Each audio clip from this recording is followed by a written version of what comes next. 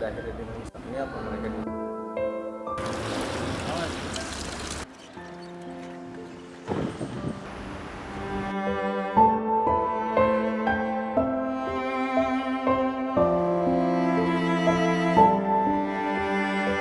Kami sudah tersambung melalui Zoom dengan Direktur Utama PT Jakarta Propertindo atau Jakpro, Pak Iwan. Selamat siang, terima kasih sudah meluangkan waktu untuk Fakta. Selamat siang, Mbak. Kita tahu ya, untuk permasalahan Kampung Bayam ini belum selesai, ditambahkan di akhir tahun kemarin warga sebanyak 40 kakak ini memaksakan untuk tinggal di Rusun Kampung Bayam dan mereka hidup di sana tanpa air, tanpa listrik begitu.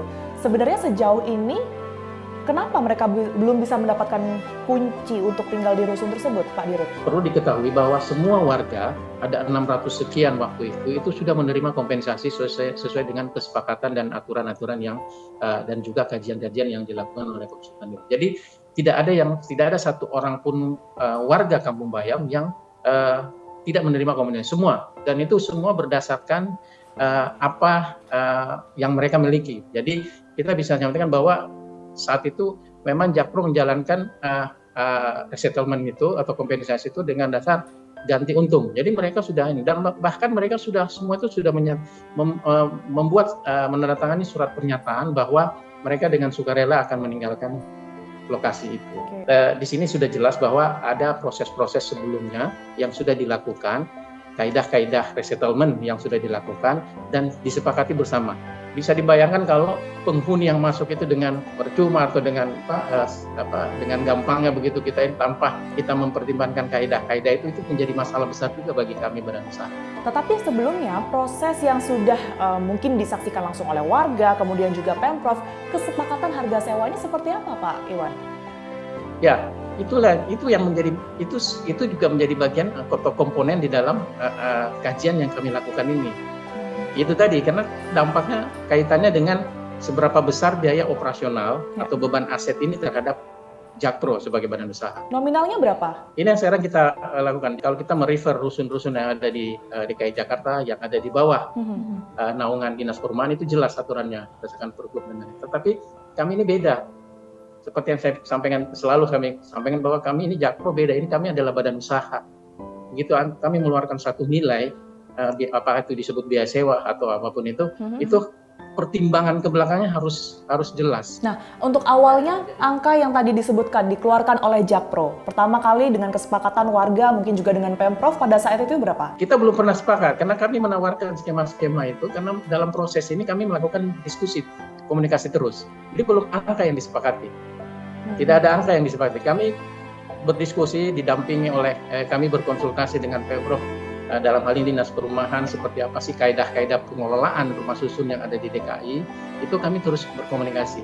Tapi yang ditawarkan oleh pihak Jakpro? Kami belum pernah secara resmi, tapi hasil kajian itu kami sajikan, kami sosialisasikan bahwa ada nilai-nilai kenapa keluar angka seperti ini, itu karena dasarnya. Tetapi kan itu belum kita sepakati, itu belum kita tuangkan dalam satu kontrak atau kesepakatan.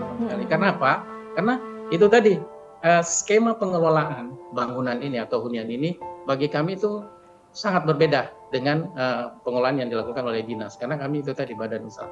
Jadi bukan kami tinggal diam atau mengabaikan apa yang menjadi concern dari warga-warga, tetapi kalau perlu dirunut dari belakang, jauh di belakang, bukan di saat ini, jauh dari belakang unitnya, Jakpro itu sudah melakukan tugasnya atau kewajibannya memfasilitasi bagaimana mentreat warga-warga yang terdampak oleh pembangunan infrastruktur ini atau fasilitas olahraga ini. Kami terus memastikan itu berada di dalam koridor aturan yang benar. Pak Iwan, kami paham bahwa tentu Jakpro memiliki aturan dan juga standarisasi tersendiri begitu. Izin Pak, mengapa kami menanyakan mengenai harga itu tadi? Karena banyak sekali yang bermunculan juga informasinya bahwa awal ini katanya 1.500.000 yang kemudian ini diturunkan menjadi 765.000. Dan akhirnya kami mendapat informasi juga dari salah satu warga yang saat ini tinggal di dalam rusun Kampung Bayam tersebut, ada angka 600.000 yang sebenarnya Pak Iwan sudah disepakati katanya antara warga dan juga dengan